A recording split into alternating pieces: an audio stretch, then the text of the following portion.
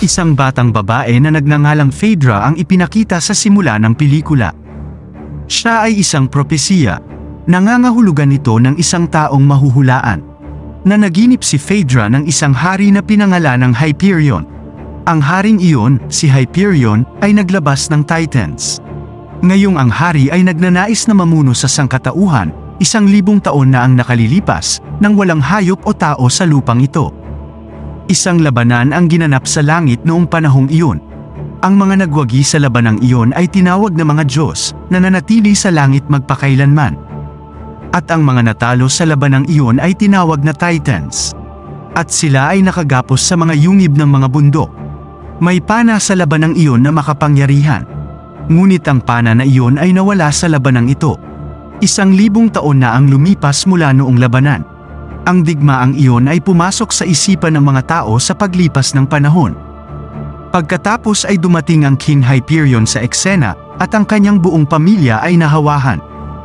Pagkatapos ay tinawag niya silang mga Diyos. Huli na at walang kabuluhan.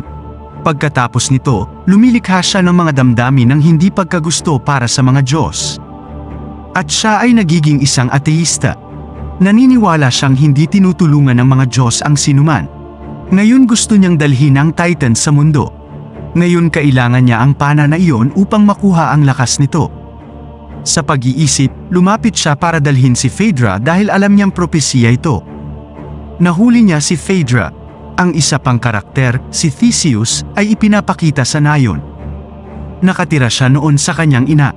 Si Theseus ay isang ateista.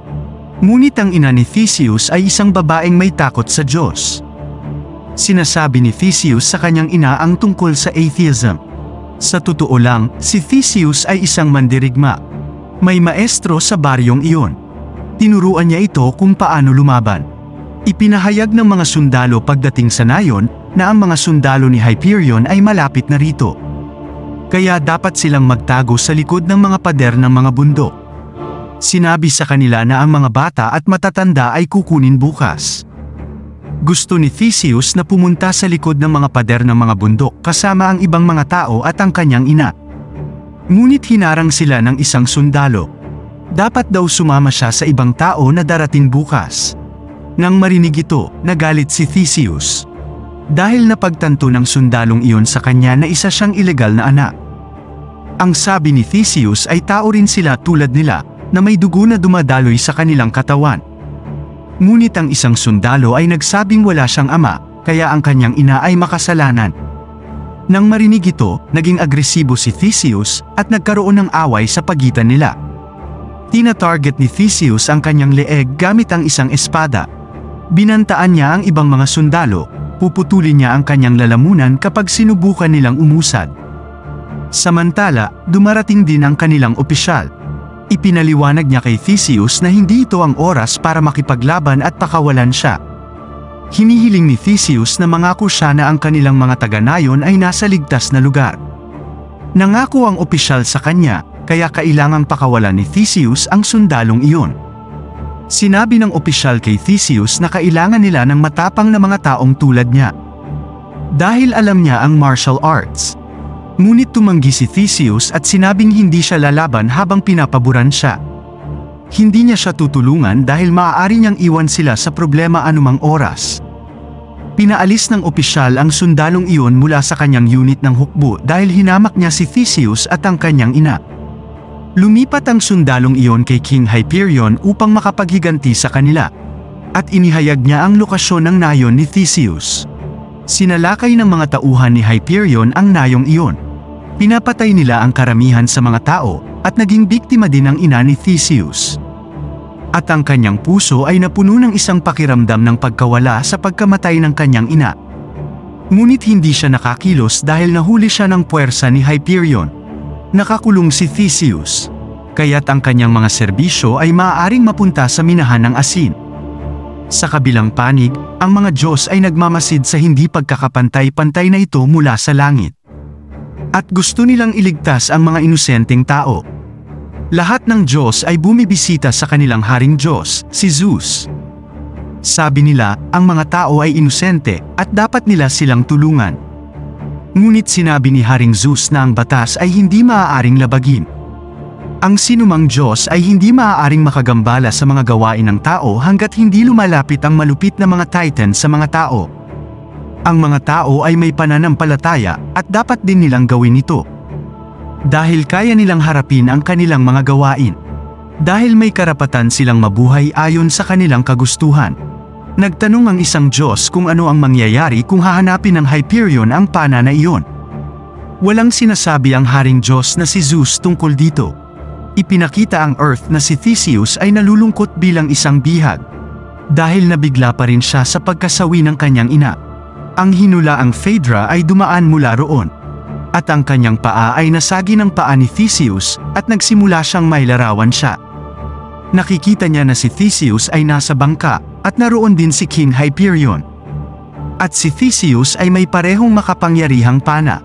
Sinabi ni Phaedra sa isang lalaki na ngayong gabi ay kailangan nilang tumakas sa anumang paraan. Sinabi niya na nagpapahiwatig kay Theseus na dalhin siya. Dahil naisip niya na si Theseus ay nasa ilalim ng mga pagpapala ng mga Diyos. Kung magiging kapareha siya ng Hyperion, sisirain nilang dalawa ang sangkatauhan. Pagkatapos, lumabas si Phaedra sa mga gwardya, kinuha ang kanyang mga kasamahan at si Theseus sa gabi. Alamang tungkol dito, ipinadala ni Haring Hyperion ang kanyang mga sundalo upang tugisin sila. Sinabi ni Haring Hyperion na kailangan niya ang buhay ni Phaedra sa anumang paraan. Dumating ang kanyang mga sundalo sa lugar kung saan naroon si Phaedra at Theseus at ang kanilang mga kapwa-miyembro. Napapaligiran sila ng mga puwersa ng Hyperion. Sina Theseus at Phaedra at ang kanilang mga kapwa-miyembro ay nakasakay sa isang bangka. Pagkatapos ay sumisid ang isang Diyos ng dagat sa dagat ng buong lakas mula sa langit. Nagdudulot ito ng tsunami na lumubog sa mga puwersa ng Hyperion. Si Phaedra at Theseus at ang kanilang mga kapwa-miyembro ay nakaligtas. Nananatili silang ligtas. Tinanong ni Theseus si Phaedra kung alam niya na mabubuhay sila. At sinabi niya na mabubuhay sila dahil kaya niyang mahulaan ang hinaharap. At ito ay iginawad sa kanya ng mga Diyos. Tinanong ni Theseus kung ano ang magiging gantimpala kung maaari lamang siyang manghula tungkol sa hinaharap, ngunit hindi niya ito mababago. At mayroon siyang pananampalataya sa mga Diyos, ngunit siya ay isang ateista. At ang kanyang ina ay may takot sa Diyos. Ngunit ang mga Diyos na iyon ay tumahimik sa langit, walang ginagawa ng patayin ang kanyang ina. Nagtanong si Phaedra na kung ang kanyang ina ay binalot ayon sa kumbensyon. Ngunit sinabi ni Theseus na hindi. Ang kanyang bangkay ay napabayaan at nandoon pa rin. Sinabi ni Phaedra na dapat niyang isagawa ang kanyang libing. Inihayag ni Theseus na bilang isang atheist, wala siyang pananampalataya sa mga kultura. Kaya paano siya magsasagawa ng libing? Sabi ni Phaedra na conservative ang ina niya. Kaya dapat silang sumunod. Pagkatapos, pumunta sila doon para magsama-sama. May nakahandusay na bangkay ng ina ni Theseus. Ginagawa ni Theseus ang libing ng kanyang ina ayon sa kanyang tradisyon. Itinutulak niya ang bangkay ng kanyang ina sa labyrinth, inilalagay ito sa isang bloke ng bato. Ngunit hindi gumagalaw ang batong iyon sa loob dahil sa hadlang ng isang bato. Sinisikap ni Theseus na basagin ang bato na iyon. Matapos masira ito, nakita niya ang parehong pana na nawala sa labanang nakipaglaban sa langit 1,000 taon na ang nakalilipas. Ang isang palaso na gawa sa ningning mismo ay ibinabato mula sa pana na iyon kapag ito ay hinila. Nawala ang pagkakahawak niya sa pana na iyon dahil may tinatamaan ang palaso. Lumilitaw doon ang isang halimaw na nakamaskara na kalaban. Sa totoo lang, siya ay ipinadala upang patayin silang lahat ni Hyperion. Ang laban ay ginanap sa pagitan ni Theseus at ng kalaban na iyon. Pinapatay siya ni Theseus. Sa kabilang panig, si Phaedra at ang kanyang mga kapwa-miyembro ay alipin sa labas. Sa pagmamasid dito, bumaril si Theseus ng palaso mula sa pana. Ang shooting arrow ay humiwalay sa iba't ibang direksyon ayon sa bilang ng mga lalaking Hyperion. At lahat ay nakakatugon sa kanilang kapalaran. Pagkatapos, gumagamit si Phaedra ng ointment sa mga sugat ni Theseus. Inamin ni Theseus na nagkamali siya tungkol sa mga Diyos at tama ang ina niya. Sinabi ni Phaedra na ang pagkamatay ng kanyang ina ay isang magandang tanda para sa kanila. Ito ang dahilan kung bakit sila nakapunta dito at nakuha ang pana na ito. Sinabi niya na tandaan niya na siya ang mananalo sa digmaan. Nagkaroon sila ng ugnayan sa isa't isa, lumalapit sa isa't isa. Ang mga kapangyarihan ng propesiya ay nagwawakas kapag siya ay nasa isang relasyon sa sinuman. Ngunit sinabi ni Phaedra kay Theseus na papalapit na tama siya. Ang pagiging isang propesiya ay maaaring ituring na isang sumpa, hindi isang gantimpala. Gusto niya mismo i-visualize ang buhay niya. Kinabukasan, aalis sila para sa isang lugar. Ang tatlong kapatid na babae ni Phaedra ay ikinulong ni Hyperion. Pagdating doon, hindi nila nakita ang Hyperion. Dahil pumunta siya sa mga pader ng bundok kasama ang kanyang mga sundalo. Ngunit may mga tunog ng hiyawan mula sa mga kapatid ni Phaedra. May isang toro, at nasa loob nito ang mga kapatid na babae ni Phaedra. Pagkahulog ng toro, ito ay malinaw na ang lahat ng kanyang mga kapatid na babae ay wala na. Pagkatapos ay lumapit ang mga puwersa ni Hyperion. At ang pana ay nahulog ni Theseus. At kinuha ng isang hayop ang pana na iyon. Dinadala ng hayop ang pana na iyon sa Hyperion sa likod ng bundok. Ang mga Diyos at Diyosa ay bumaba mula sa langit kung paanong ang mga tauhan ni Hyperion ay nasa bingit ng pagpatay sa kanila. Ginawaran sila ng Diyosa ng 2 kabayo. Sabi niya na magpatuloy siya hanggang sa hindi niya na kayang kuhanin ang mga pader ng bundok. Pinapatay ng mga Diyos na kasama ng Diyosa ang lahat ng tauhan ni Hyperion. Kasabay nito, dumating doon si Haring Zeus. Siya ay nasa galit. Dahil ang 2 Diyos ay lumabag sa mga alituntunin habang tinutulungan ang mga tao. Pinatay ni Haring Zeus ang lahat ng Diyos na sumama sa Diyosa sa lugar na iyon. Sinabi niya kay Theseus na walang Diyos na darating para tulungan siya ngayon. Dahil dito, may tiwala siya sa kanya. Patutunayan niya ang kanyang tiwala habang pinoprotektahan ang kanyang mga tao. Ngayon ay lumalapit sila sa mga pader ng bundok dahil may titans sa likod ng mga pader na iyon. Habang naroon ang mga taga-nayon ng Theseus sa kabila ng pader, naabot ni Theseus doon ang kanyang mga tao at inihayag ang katotohanan ng pana at Hyperion sa Greek king. Ngunit ang haring iyon ay hindi naniniwala dito, sa tingin ng kanya, iyon ay kwento-kwento. Walang hari ang naghahangad ng labanan. Sabi niya, gagawa sila ng ugnayan sa Hyperion. Alam ni Hyperion na ang mga Diyos ay bumaba mula sa langit upang protektahan si Theseus. Pagkatapos ay ipinadala ni Hyperion ang isa sa mga sundalo doon. Sinabi ng sundalo ni Hyperion na handang makipagkita ang kanilang hari kay Theseus. Sinabi sa kanya ni Phaedra na na-visualize niya ito kapag makikilala ni Theseus si Hyperion. Gusto niya siyang tratuhin bilang kanyang tapat na tao. Sinabi ni Theseus na hindi siya maaaring magkamali at nagsasabi siya ng totoo. Sabi niya na siya ang pumatay sa kanyang ina. Kaya hindi niya siya makakasama. Lumapit si Theseus kay Hyperion na may layuning patayin siya. Ngunit nasa paligid niya ang mga sundalo ni Hyperion. Kaya hindi siya maaaring patayin sa oras na iyon. Sinabi ni Hyperion kay Theseus na magtrabaho siya para sa kanya. Pararangalan niya siya at gagawing immortal. Sinabi ni Theseus na ang mga gawa ng mga tao ang tunay na labis na makapangyarihan, dahil ang laman ay magiging alabo. Pagkasabi nito ay nagsimula na siyang gumalaw mula roon. Nagbabanta si Hyperion na bubuhayin niya ang mga Titans bukas, kahit na ang kanyang mga Diyos ay kasama niya.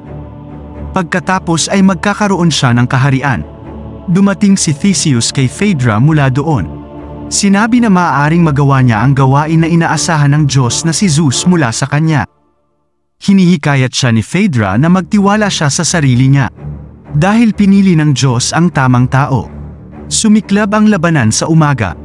Nasa likod ng pader ng bundok ang mga kapwa lalaki ni Theseus. Subalit hindi ito basta-bastang masugpo. Gamit ang pana na iyon, pumana ng palaso si Hyperion. At ang pader na iyon ay ganap na nasira, na mahirap masira. Sa pagsaksi nito, ang mga kapwa lalaki ni Theseus ay natakot. Nagsimula silang magpanik, ngunit dumating si Theseus sa lugar. Sinabi niya na ang mga iyon ay mga duwag na nakasuot ng malalaking maskara. Tao rin sila tulad nila, at dumadaloy ang dugo sa kanilang mga ugat. Na magdulot din ng sakit sa kanila. Sa pagiging duwag, tinatago nila ang mga sarili nila. At may kakayahan silang harapin sila. Nang marinig ang mga ito, nabuhayan ang kanilang diwa ng digmaan. Kaya nagsimula silang harapin sila. At sumiklab ang isang nakamamatay na digmaan doon. Ang Hyperion ay ganap na nag-aalala tungkol sa pagpapalabas ng Titans. Ang Geek King ay nagmumungkahi ng Hyperion na maaari nilang lutasin ang issue sa pamamagitan ng pakikipag-usap. Ngunit pinapatay sila ni Hyperion habang hindi sumasang-ayon. Narating niya ang bilangguan ng mga Titans. Ilalabas niya ang Titans habang pinapana ang palaso mula sa pana. Lumapit doon si Theseus at ang kanyang kapwa lalaki. Huli na ang lahat dahil ang palaso ay nabitawan na. Ang lahat ng mga tao ay nahuhulog sa isang malakas na pagsabog. Hinawakan ng kapwa lalaki ni Theseus ang pana na iyon mula kay Hyperion, ngunit nagising ang mga Titan. Lumipas ang oras. Sinabi sa kanya ng kapwa lalaki ni Theseus na maaari siyang umalis dito. Kayang-kaya na niyang harapin ang mga Titan na may hawak na pana. At nagsimula siyang pumana ng palaso mula sa pana. Ngunit pinatay siya ng mga Titans. Pagkatapos maraming Diyos ang bumaba upang tulungan ang sangkatauhan. Dahil ayon sa kanilang mga alituntunin, sila ay bababa upang tulungan ang sangkatauhan kapag nagising ang mga Titans. Maaari silang dumating upang tulungan ang sangkatauhan laban sa Titans pagkatapos ng paglabas ng Titans. Nagsimula ang isang mahusay na labanan sa pagitan ng mga Titans at mga Diyos. Sinisira ng Diyos na si Zeus ang pana na iyon upang maiwasan ang paggamit sa hinaharap. Sa kabilang banda, magkaharap din sina Theseus at Hyperion. Sinugatan ni Hyperion si Theseus gamit ang kanyang punyal. Lumilitaw ang mga Titans bilang mga nanalo sa labanan ng mga Diyos dahil marami sila. Marami sa mga Diyos ang nasugatan habang sumusubok silang pigilan ang mga Titan. At 2 Diyos ang pinatay. Bumagsak si Zeus sa mga pader ng bundok, ginamit ang kanyang lakas. At ang bundok ay nayanig. Nanalo si Theseus sa labanan na nakikipaglaban sa Hyperion. At matagumpay niyang napatay ang Hyperion. Sinabi niya na alalahanin ang kanyang mabuting gawa. Bumalik si Zeus, kinuha ang sugatang Diyosa. Bago namin tapusin ang pagsusuri ng pelikula, at kung bago ka pa lang sa aming channel, maaari bang hingin namin ang isang munting pabor? I-click ang subscription button at pindutin ang notification bell para ma-update ka sa aming mga susunod na video. Huwag kalimutang mag-iwan ng like para matulungan ang aming munting channel. Maraming salamat! Sa pagpapatuloy, ang bundok ay bumagsak, at si Theseus ay halos mamatay matapos madurog sa ilalim nito. Tinawag din siya sa langit. Nangangahulugan ito na si Theseus ay nakoronahan din ng Diyos. Malinaw na laging may tagumpay ang kabutihan laban sa kasamaan. Dahil ang malaking hukbo ng Hyperion ay durog sa ilalim ng bundok. Pagkaraan ng mahabang panahon, ipinakita na ang kwento ay isinulat sa katapangan ni Theseus. Naalala ang kanyang katapangan. May anak din sina Theseus at Phaedra. Mayroon din siyang mga kakayahan tulad ng kanyang ina, tulad ng kanyang nahulaan. Ang batang iyon ay nanghuhula na ang isang nakamamatay na labanan ay lumalabas sa pagitan ng mga Diyos at mga demonyo. Biglang sumulpot doon ang isang matandang lalaki na siyang tagapagturo ni Theseus. Sa totoo lang, hindi siya isang tagapagturo kundi si Zeus, na nagpapanggap bilang isang tao. Sinabi niya sa bata na kilala niya ang kanyang ama, na matapang, at malapit na rin ang kanyang oras. Nagtatanong ang bata kung tungkol saan ang oras na sinasabi niya. Pagkatapos ay sinabi niya na ang laban sa kasamaan ay hindi matatapos kailanman. Magsisimula na ang labanan sa langit, at naroroon din ang kanyang ama. Ipaglalaban niya ang kanyang kinabukasan.